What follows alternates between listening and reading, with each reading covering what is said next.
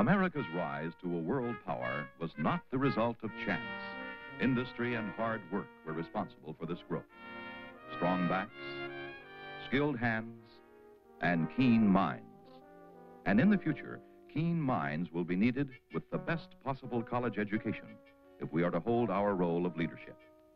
Today, without a college education, there is little chance for our young people to become leaders in science, industry, and world affairs. But shortages are closing in around our colleges. We need more facilities and competent professors. We cannot afford to leave the future of America to chance. We must help our colleges train more and more leaders. The cost of leadership is going up. Give to the college of your choice. To learn more about the college crisis, write to Higher Education, Box 36, Times Square Station, New York 36, New York. Hi, this Sunday we've got some top stars to entertain you on The Ed Sullivan Show. It's brought to you by Kent Cigarettes.